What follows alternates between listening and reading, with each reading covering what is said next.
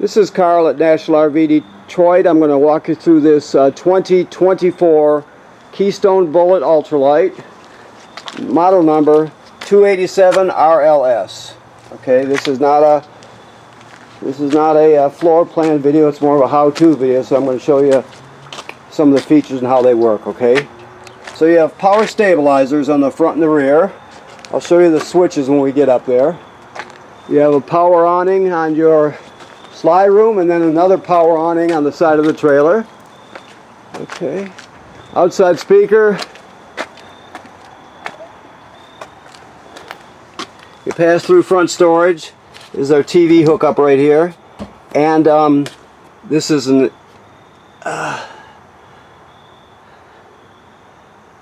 let's see here. This crank here is used on this power tongue jack in case it fails. You pull this plug out, it takes a 3/4 inch socket or crank, so you can always get hitched and unhitched no matter what, just by cranking it up and down. It'll allow you to always hitch and unhitch no matter what. Alright, so that blue sprayer right there, the coiled sprayer, is plugs into the spray ports. You got a deep cycle marine battery. You've got a kill switch for the battery right here. 2 LP tanks full. Power tongue jack, as I said. This crank right here, it's a cylinder with a slot cut in it. Well, if you look at the, maybe I can show you from here. If you look at the power tongue jack, no, I'm sorry, the power stabilizer jacks. You can see there's a shaft with a pin through it. Well, that cylinder with a slot will fit right over the pin with the shaft, and you can actually crank the power stabilizer jacks manually too if you have to. Okay, that's your dump hose, of course. Let me see what we have here. This is to disconnect your solar panel right here. Your solar controller is right here. You have to download their app. You go to Victron Energy, and the app will tell you everything that's going on. Some controllers will have a little digital readout that you can barely see, but if you use the app on this one, it'll tell you more than you ever need to know. So you got to, when you first take possession of the trailer, you got to download that app. Okay. So city water hookup right here. If you don't have city water, if you're camping someplace in the boondocks or whatever, you can pre-fill your fresh water tank right there, and you can use the onboard pump to pump the water. So all your plumbing will work as though you have city water, even though you're pumping from the tank. But of course, most places have city water. This is to winterize the trailer. Okay. This is obviously your sprayer plugs into there. This is your black tank flush right here. So like it says on the sticker here, never turn the water on after you put the hose on there. Never turn the water on unless the black tank valve is open. You always want it in the open position before you do that. Otherwise, too much pressure will build up. So, but it'll spray out your black tank. It'll clean it out. It'll spray off the sensors. It's a really good thing to do. So this has on-demand hot water heater here. The controls are inside. I'll talk to you about them when we get in there. But it's on-demand hot water. Okay. And these are the switches for your stabilizers here. One switch controls both front. The second switch controls both rear stabilizers. Okay. Of course, your valves are down here. You have Accu slides. You can tell by the cable on the side. There's different types of slides. You have Accu slides. This is the range hood vent. If you're going to run the fan in the range hood, you always want this baffle flapping freely like it is. Otherwise, you can just snap it shut, but you always want it flapping freely. Of course, you have a slide topper on here. You have a 50 amp cord with reducers to reduce it down to a 30 and a 20. You have a ladder, which makes it easy to inspect your roof. The manufacturer says every 90 days you need to go up there, have somebody go up there and check out the roof, make sure everything is good, no damage to anything, no places for it to leak. You can't see what's happening on the roof unless you go up there, so somebody's got to go up there and look around. It should be part of your regular maintenance, okay? This little housing up here is telling us it's pre-wired for a backup camera. All right, and then back around here. So let's go inside.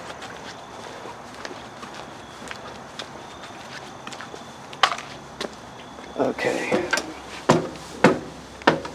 So, as we first come in here, you have your lights are on right now. Your slide room 1 and 2 are right here. The power awning is right here.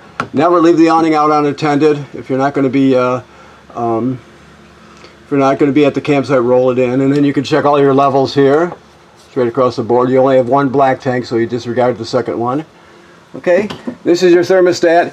To use it, you have to hold the mode button till it turns on or turns off. It doesn't. You don't just poke it. You have to actually hold it. Okay, but you're just going to go through the different modes like any other thermostat and pick out the one you want. All right. Also, we were talking about the water, on-demand water. Let's see where that thing is. Right here. So let me light it up here. Set at 115 is pretty typical. You can go up and down here. Now this will not.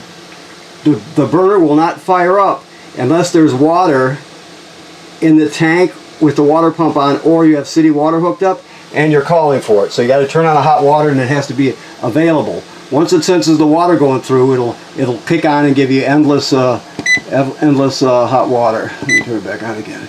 So right now it's set to 115. So you can also change from Celsius to Fahrenheit if you want. Sink and shower work like any other sink and shower. Toilet, it works like all RV toilets in that you have a flush pedal. Hopefully you can see that here. Let me get around. You have a flush pedal right there. When you get to the campground, you hook up your power and your water. Then you're going to put a dose of chemical right in the bowl. Right?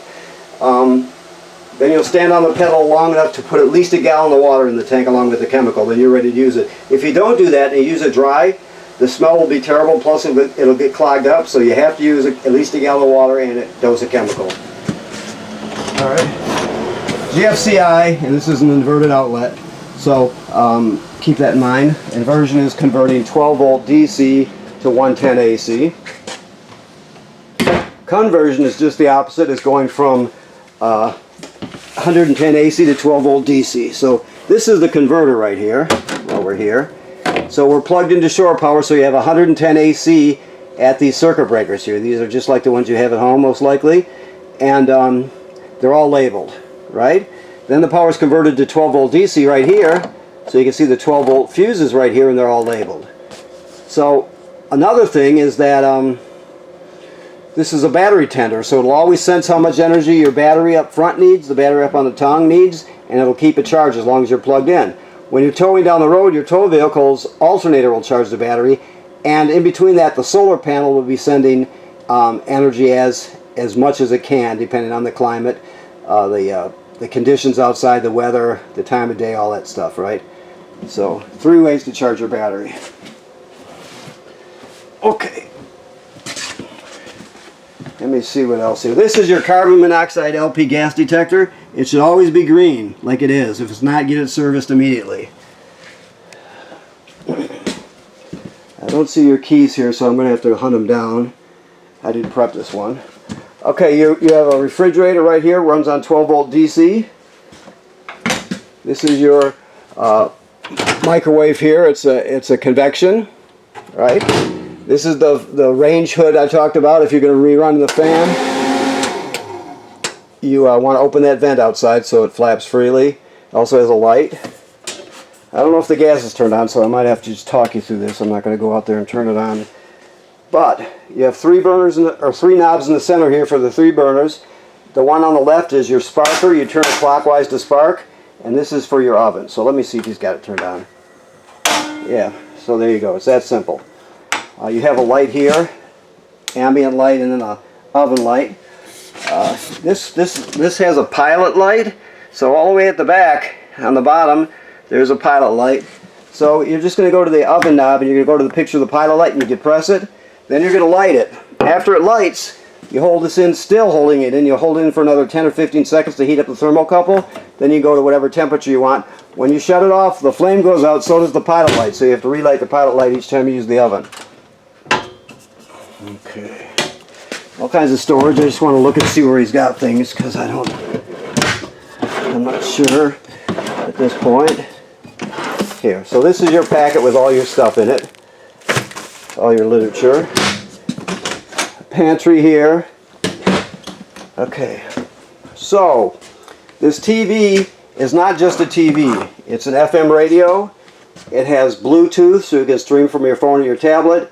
It has HDMI in. It has and out, and it has 2 speaker zones. One is inside the trailer, 2 is outside the trailer. Okay, that's the remote for that. Then you have your remote for your fireplace right there. It's a really good space heater. Let's try this here. You can change the color of the rocks here, or the crystals. The next one is temperature, and there now the fan is really kicking. So you can, it's also got a timer on it, so you can set the timer. So it's a really good space heater, and it runs on 110 AC, so you don't have to, if it's not that cold out, you don't have to use your limited supply of LP.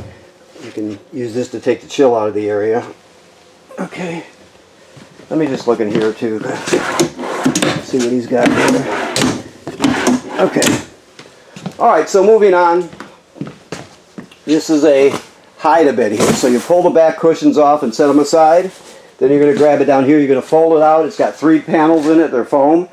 And it's a pretty, as hide-a-beds go, it's not like the old ones. It actually is pretty decent. Then of course you have recliners here. Okay. Make sure you strap your chairs down. You can see they strap on the floor. You're not keeping them from moving. You're keeping them from flying around and denting something, basically. So keep that in mind. Your second awning switches here because you have 2 awnings. Okay. Your bedroom has a second air conditioner. That's why you got a 50 amp system. You have mounting backer plates to put a bracket up there to hang your TV here. Okay. This outlet is inverted. You have your emergency window, which works like they all do. You go like that. Push it all the way through, then grab a hold of the red, in this case is a little knob, and pull it out, and you can escape in an emergency. If I get it back on one, that's a trick. There we go. Okay. And there's probably storage under here, yes. So you got more storage under the bed. All right. Just so you know, this is if your family, forget about the 4G part. Just look at the Wi-Fi part. If you're interested, you can scan this code. And what the kit consists of is an antenna for the roof, which is a Wi-Fi antenna, and a router box that's maybe, I don't know, 8 inches square, 10 inches square. That would go right here, and it's a router. So if your family uses a lot of Wi-Fi, it's a signal booster, and you'll be able to all log on to the router, and all you have to do is log this device onto the public Wi-Fi, campground Wi-Fi, whatever. If you want to look into it, just follow the code, and it's pre-wired for that. There's going to be another place on the roof that's set up to take the antenna. So if you're interested, you always have that option, along with the backup camera that I told you about. Okay. Okay, I think that pretty much does it here. I just want to look around a little bit. Remember to download the app for the solar controller to get the full usage out of the solar panel. Also remember to inspect your roof every 60-90 days. You're looking for cracking and separation where the sealant is, basically. Make sure no water can get through, that sort of thing. You look at all the roofing attachments and roofing material, make sure they weren't damaged by, let's say, low branches or road debris flying up there. You're just going to protect your investment by looking to see what's happening on the roof. You can't see what's happening up there unless you go up there, so make sure you send somebody up there to do that. And you have on-demand water, so you don't have to worry about your water tank valves. You're just all set, ready to go, okay? If you have more questions when you pick up, we'll talk you through it, and Thank you very much.